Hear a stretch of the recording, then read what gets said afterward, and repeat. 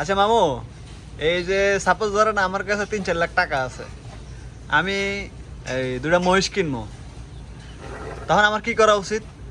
প্রথম যখন তুমি দুইটা বইস কিনবা, হ্যাঁ। তে বইস যখন গৃহস্থেতে যদি কিনো, হ্যাঁ, তে জিগা করবা বলে এই মহিষটি কি তোমার নতুন নাকি পুরান? মানে আমি যদি মানে দুধের মহিষ কিনি, দুধের মহিষ কিনতে আগে কি চাই। আসলে একজন মানুষ যারা এই খামার করতে চায়, 2-4টা পালতে চায়, তাকে কি দুধের মহিষ কিনা উচিত না পুরুষ মহিষ কিনা উচিত?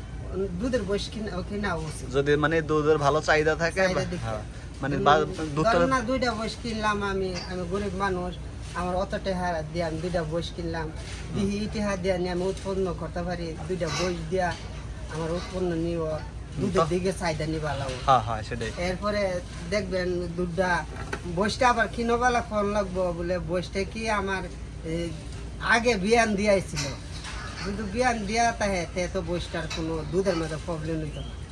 আর যদি নতুন কিনা তাহ সেই বইসের মাঝে প্রবলেম থাকবো, কোন কথা এর উরের সমস্যা থাকবো। উরের মাঝে যখন তুমি প্রথম যাইবা, এটা চুলকান উঠবো, এটা দুধ দিতে চাইতো না, যত দুধের দুধ দিত না। ও তারে তুমি আতায়া মোতায়া তারে বোঝায় তুলন লাগবে। সেটাই, মানে মূল বিষয় মামা যেটা বুঝাইতে চাইছে যে অনেক সময় ওই ওলানের সমস্যা থাকে, বাটের সমস্যা থাকে, বা বীজ কনসেপ্ট করতে চায় না।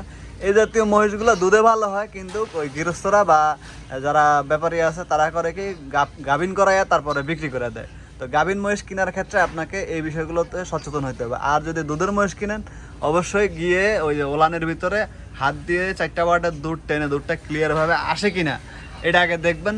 বাচ্চাটার ক্ষেত্রে চেষ্টা করবেন যে মেয়ে বাচ্চা সহ মহিষ কেনার জন্য, তাহলে আপনার দুইটা একটার সাথে দুইটা যুক্ত হইলো। তো এই বিষয়টা ষাঁড় বাচ্চাও কেনা যায়, ষাঁড় বাচ্চা দিয়েও তাড়াতাড়ি বড় হয়, সেগুলো দ্রুত মোটা তাজা করে, আবার সেগুলো সেলও করা যায়। কিন্তু ওই চেষ্টা করবেন মেয়ে বাচ্চাটা হইলে মায়ের গুণগত মানটা সে পাবে এবং দ্রুত সে আপনার খামারটা বা আপনি যেটার জন্য নিয়ে আসবেন আপনি সফল হবেন।